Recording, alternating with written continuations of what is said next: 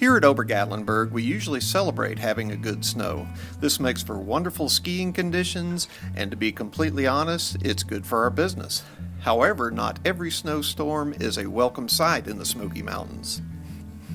25 years ago today, we experienced a snowstorm like we had never seen. Hurricane-force winds swept through the area, knocking down many trees and creating power outages for up to 2 weeks in some parts of Gatlinburg, Sevierville, and Pigeon Forge.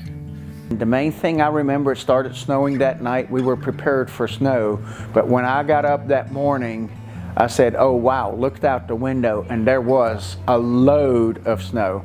I actually took a yardstick that I had and went outside, and I went to measure it, and when I dropped it, it disappeared into snow. So we had more than 3 feet of snow in our yard right down behind the East Parkway there in the bottom end of town. Weather reports describe the phenomenon of thunder snow, where thunder and lightning were present while copious amounts of snow fell from the sky. I've been a member of the National Ski Patrol at Ober Gatlinburg since 1969. Still a member, going to retire at even 50 years in a couple more years. And I also work at Gatlinburg Snow Sports Center as a ski and snowboard instructor. At that time, in '93, I was 39 years old and had lots of friends that were members of the Ski Patrol. And we were highly involved with what we call the Nordic Ski Patrol in the National Park. We had taken lots of wintertime courses for wintertime rescue to be an asset for a rescue or a search instead of a liability. So that meant we had to have the correct equipment to be able to spend a night or two outside in wintertime weather. And we parked. That was on a Friday night after I got off, so we actually used headlamps and hiked above the parking area, set our tents up in the dark, and went to bed thinking we'd wake up in the morning with a lot of snow on the ground and we would go ski the Roan Mountain area.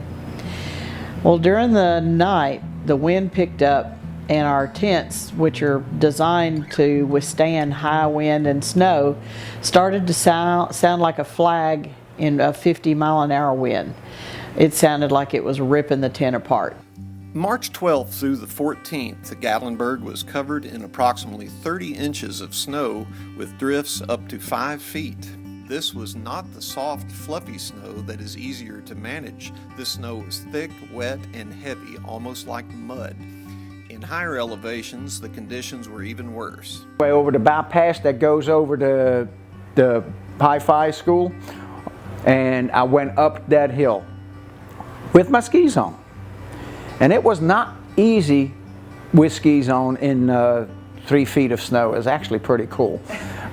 Going up, lots of energy and exercise spent, and when I got to the top of that hill, I pointed the skis down and they wouldn't slide. The snow was so heavy and it was so deep, I just had too much resistance on my legs. I couldn't slide. I actually had to push going down the hill. It just so happens that Ober Gatlinburg was closed during this time for our annual maintenance shutdown. However, any employees that were able to come in helped out as much as they could. Danny Dixon, superintendent of maintenance at Ober Gatlinburg, described his experience in helping the National Park Service with search and rescue. Luckily, Ober was equipped to help because the tram maintenance was completed on the Thursday before the storm. We also use snow groomers in our daily winter operations, so when the Park Service reached out to Danny on Friday night as conditions became worse, he told them that he could help. Plans were made to gain access to the equipment and get it down the mountain on Saturday and then head out Newfound Gap on Sunday. On Saturday, Danny traveled up Mount Harrison with the park ranger using the aerial tram. Once the team arrived up the mountain safely, they headed through the mall and around the ice rink. Even opening the doors proved to be a challenge. Heavy snow had caused quite a bit of damage to the back of the building, and though the doors were still functional, the snow drifts were behind them and were very heavy. After some time, they finally got the doors open and had to dig a tunnel through the 4.5-foot piles of snow to get to the maintenance shop. This process took over an hour. Finally, they had reached the groomer and were able to get it started. They took the groomer down Ski Mountain Road. By the time they reached Sugarland's Visitor Center, it was dark, and they decided to wait until daylight to start their trip into the national park. Sunday morning brought clear skies and sunshine, but cold temps.